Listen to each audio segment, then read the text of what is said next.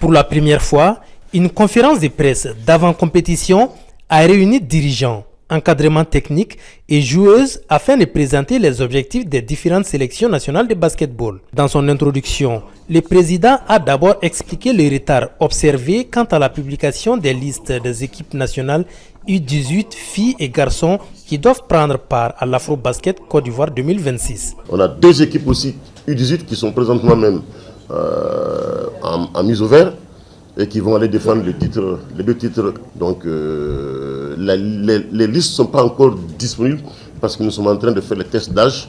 Cette année, FIBA a introduit les tests IRM pour tous les joueurs. Donc on finit les tests, FIBA vient faire les tests le 29 juillet et on aura les listes le 30 juillet, Inch'Allah. Concernant les Aigles Hommes seniors, le président a tenu à rassurer les journalistes avant leur départ pour Dakar au compte du 2e tour des qualifications pour le mondial. Les seniors hommes, vous savez tous qu'on a gagné en Coupe du Monde homme.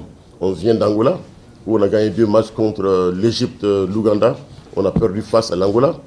Cette même poule va se déplacer maintenant à Dakar, du 27 au 30 août, pour rencontrer la Côte d'Ivoire, le Sénégal et la RDC. Cette équipe aussi va être en mise au vert à partir du 15 août, je crois, pour aller à Dakar. Au cœur des échanges également, les Aigles Dames seniors, qualifiés pour la Coupe du Monde de basketball prévue en septembre 2026 en Allemagne. Le sélectionneur, lui, s'est montré confiant quant à l'état de préparation de son groupe. Il n'y aura vraiment pas de problème parce que toutes les filles connues se sont engagées. On a nos meilleures joueuses qui sont disponibles et qui vont venir jouer. On a vraiment notre effectif, et on est confiant. Le Mali a l'une des grosses meilleures équipes. Il faut qu'on fasse une participation plus qu'honorable en Coupe du Monde. C'est ça notre objectif. La capitaine des Aigles Dames a de son côté remercié les autorités et les supporters pour leur confiance. Elle promet un groupe déterminé à défendre les couleurs nationales avec fierté et à se battre jusqu'au bout face aux meilleures nations du monde. Nous allons travailler dur pour être prêts sur tous les plans. Nous savons que le groupe est difficile, mais nous n'avons pas peur de l'affronter comme l'Allemagne, l'Espagne et le Japon. On va donner le meilleur de nous-mêmes, match par match.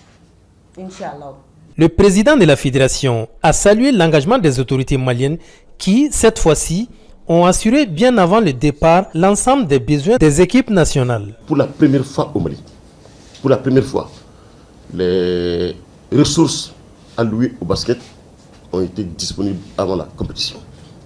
Je voudrais saluer le ministre des Sports, saluer le ministre des Finances, saluer l'ensemble du gouvernement pour cette marque pour le basket. Ça n'est jamais arrivé que nous allions en compétition alors que les maillots sont avec nous, il manque ceci, il manque cela, mais cette année, tout a été mis en œuvre par les finances et par le ministre des Sports pour que nous soyons à l'aise. Avec une organisation anticipée, un accompagnement renforcé des pouvoirs publics et des ambitions clairement affichées, le basketball malien espère franchir un nouveau cap sur la scène internationale. Les regards sont désormais tournés vers les différentes compétitions où les Aigles auront l'occasion de confirmer les progrès du basket national.